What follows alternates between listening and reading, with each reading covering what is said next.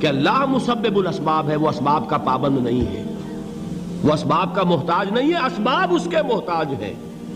اگر یہ یقین ہے تو اللہ پر ایمان ہے، یہ نہیں ہے تو تمہارا ایمان اسباب پر ہے، وسائل پر ہے، ذرائع پر ہے، مادیات پر ہے، اللہ پر نہیں۔ اس وقت کہاں راستہ تھا؟ کوئی راستہ تھا؟ سمندر ہے اور ادھر سے لشکر آ گیا ہے۔ کلا ان معی ربی سیہدین۔ اب دیکھیے ایمان کہہ دینا آسان ہے، ہوا معکم اینما کنتم، جہاں کہیں بھی تم ہوتے ہو اللہ تمہارے ساتھ ہوتا ہے، لیکن اس کا یقین قائم ہو جائے تو زمین و آسمان کا فرق واقع ہو جائے۔ یہی بات ہوئی حضور کے ساتھ۔ غار ہے، چھپے ہوئے ہیں محمد الرسول اللہ اور آپ کے وہ یار غار ابو بکر صدیق رضی اللہ تعالی عنہ۔ اقبال نے حضرت ابو بکر کی شان میں چند اشعار کہے صرف، لیکن واقعہ یہ ہے کہ بھاری بھاری نظموں پر اور قصیدوں پر بھاری ہے، طویل ترین نظمیں اور قصیدے ہوں ان پر بھاری ہے۔ ہمت ابو بکر کی ہمت جو ہے، کشت ملت را جو ابر، جیسے بارش سے کھیتی اپجتی ہے، ابو بکر کی ہمت اور عزیمت اس امت کو اسی طرح سینچنے والی ہے۔ ثانیے اسلام و غار و بدر و قبر، وہ دوسرے تھے اسلام میں، دوسرے پہلے کون تھے؟ انا اول المومنین، حضور فرماتے ہیں سب سے پہلا ایمان لانے والا میں، دوسرے ابو بکر۔ ویسے ہمارے ہاں یہ چلتا ہے اختلاف، حضرت علی پہلے ہیں کہ حضرت ابو بکر پہلے ہیں، لیکن اس میں بڑی خوبصورت تطبیق قائم کی ہے علماء نے اور بہت صحیح ہے۔ چار کے بارے میں فیصلہ ہی مت کرو کہ کون پہلے ہے، ان کی ایک عجیب تقسیم کر دی ہے۔ آزاد مردوں میں، بالغ مردوں میں سب سے پہلے ابو بکر، بچوں میں سب سے پہلے علی، خواتین میں سب سے پہلے خدیجہ، اور غلاموں میں سب سے پہلے زید ابن حارثہ۔ بڑی پیاری تقسیم ہے، یہ چاروں ہی پہلے ہیں، ہر ایک کے لیے اولیت ہے۔ اور واقعہ یہ ہے کہ اگر زمانی اعتبار سے تعین ہوگا تو پہلے خدیجۃ الکبریٰ آئیں گی رضی اللہ تعالی عنہ، کسی اور سے بات کرنے کی نوبت بعد میں آ سکتی ہے، پہلے تو اہلیہ محترمہ سے بات ہوئی، آتے ہی پہلی وحی ہوئی ہے، ابھی تبلیغ کا حکم نہیں تھا۔ کس کو بتایا واقعہ؟ ابھی اپنی نبوت کی تبلیغ کا تو حکم ہی نہیں آیا۔ واقعہ کس کا ہے؟ وہ خدیجہ کا ہے۔ جب کہا ہے کہ خشیت علی نفسی، مجھے اپنی جان کا اندیشہ ہے، تو کیا جواب دیا خدیجہ نے رضی اللہ تعالی عنہا؟ وہ صدیقۃ الکبریٰ ہے۔ صدیقات جو ہیں خواتین، ان میں چوٹی پر خدیجۃ الکبریٰ ہے رضی اللہ تعالی عنہا، اور صدیق جو مرد ہیں ان میں صدیق اکبر ہے ابو بکر صدیق رضی اللہ تعالی عنہ، لیکن صدیقات میں چوٹی پر۔ جب حضور نے فرمایا خشیت علی نفسی، کیا فرمایا؟ کیا عرض کیا؟ کیسے تسلی دی؟ نہیں نہیں، اللہ آپ کو ضائع نہیں کرے گا، آپ غریبوں کے ہمدرد ہیں، آپ مساکین کے تکالیف رفع کرنے والے ہیں، آپ بیواؤں کی سرپرستی کرتے ہیں، آپ مسافروں کی خدمت کرتے ہیں، اللہ آپ کو ضائع نہیں کرے گا۔ یہ یقین ہے اس خاتون کے اندر۔ خیر وہ ایک علیحدہ بات ہو جائے گی۔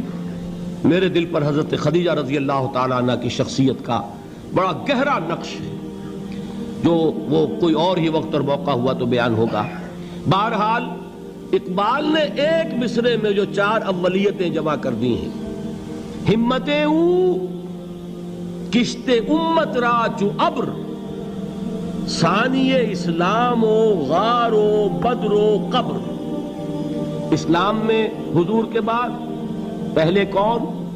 ابو بکر۔ غار میں حضور کے ساتھ کون؟ ابو بکر۔ بدر کی رات اللہ کا رسول سر بسجود، وہ گھاس پھوس کی جو جھوپڑی بنائی گئی تھی، اور وہاں تلوار ننگی لے کر پہرا دینے والا کون؟ ابو بکر۔ اور اس حجرہ عائشہ میں محمد کے بعد سب سے پہلے دفن ہونے والا کون؟ ابو بکر رضی اللہ تعالی عنہ وصلی اللہ علیہ وسلم۔ وہ جو معاملہ میں سنا رہا تھا غار ثور کا، حضرت ابو بکر بھی حضور کے خیال سے لرز گئے ہیں. آپ کو یاد ہوگا کہ جا کر پہلے تمام جتنے سوراخ تھے انہیں بند کیا ہے. ایک سوراخ رہ گیا تھا جس کو بند کرنے کے لیے کوئی کپڑا نہیں تھا. وہاں اپنی ایڑی رکھی ہے. تب کہا ہے حضور سے تشریف لائیے, اور اپنے زانو پر حضور کو لٹایا ہے. اور وہاں کسی موذی جانور نے کاٹا ہے. حضور کی آنکھ لگ گئی تھی. اس وقت اس بل کے اندر جو بھی بچھو ہے کیا ہے واللہ عالم, اس نے کاٹا ہے. اس کی تکلیف کی وجہ سے ابو بکر کی آنکھوں سے آنسو ٹپک گئے. حضور کے چہرے مبارک پر پڑے ہیں تو حضور جاگے ہیں, معاملہ کیا ہے. ایڑی نہیں ہٹائی وہاں سے, مبادا وہ جانور وہاں سے نکل کر محمد الرسول اللہ کو کوئی گزن پہنچا دے.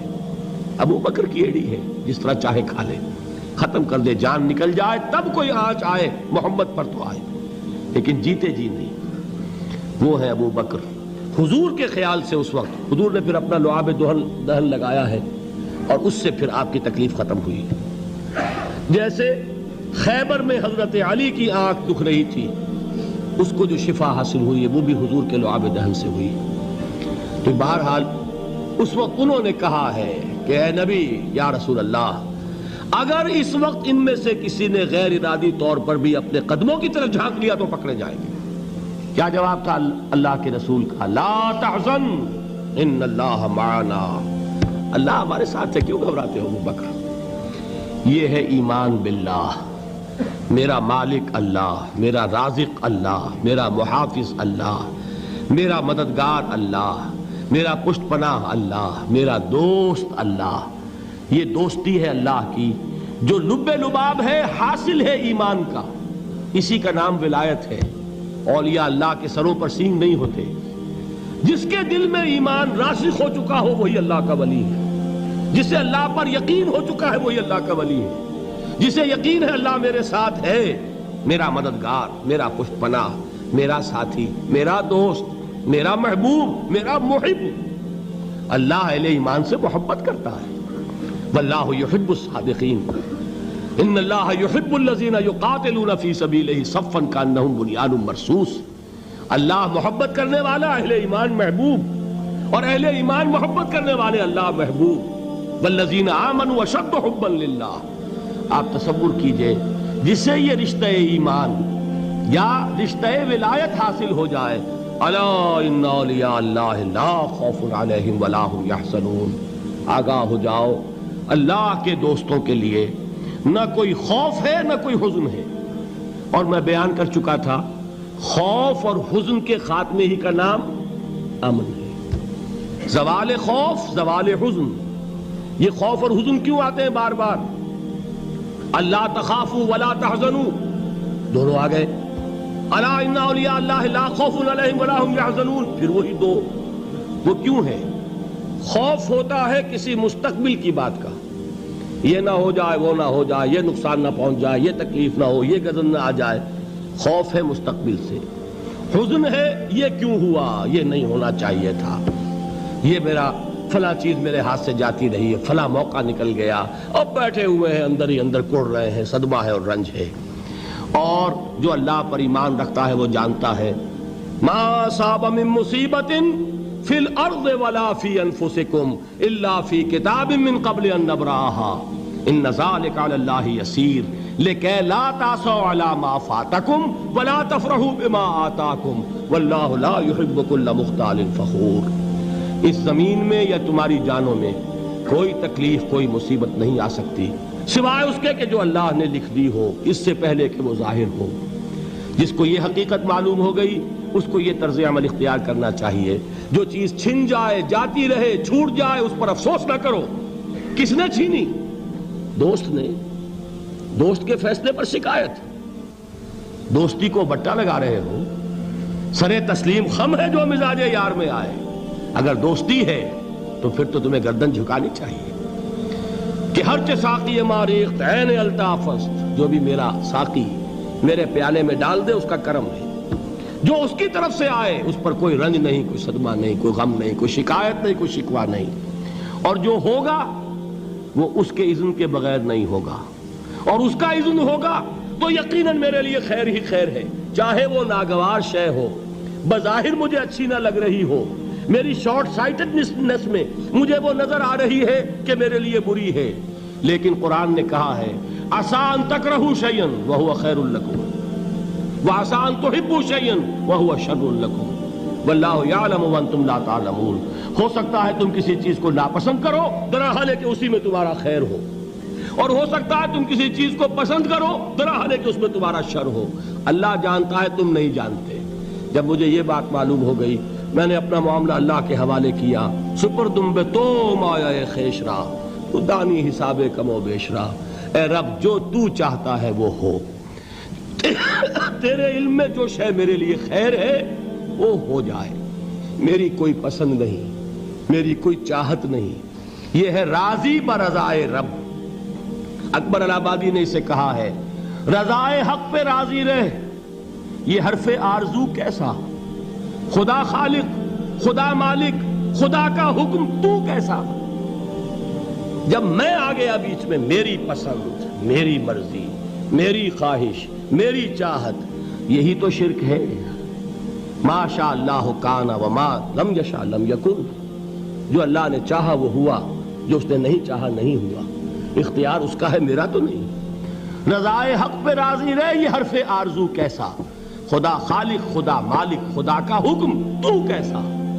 اقبال نے اسے کہا ہے فارسی میں، اب آپ کہیں اس کا ترجمہ بھی کرو تو وہ مجھے ذرا اس وقت کچھ بہت ہی بدذوقی کسی بات نظر آئے گی۔ جائیے پوچھئے کسی سے جسے فارسی آتی ہو۔ برو کشید ز پیچا کے ہست و بود مرا، چوک دہا کے مقام رضا کشود مرا۔ مجھے تو تمام پیچ و خم سے نکال دیا اس مقام رضا نے، میں راضی برضائے رب ہوں، جو فیصلہ اس کا میں اس پر راضی۔ تو کہاں کا حزن اور کس کا خوف، یہی زوال حزن اور زوال خوف، یہی ہے امن، یہ نتیجہ ہے ایمان کا۔ تو جان لیجئے یہ ہے لب لباب، یہ ہے حاصل ایمان کا، یہ ہے تو ایمان ہے، یہ نہیں ہے تو ایمان نہیں ہے۔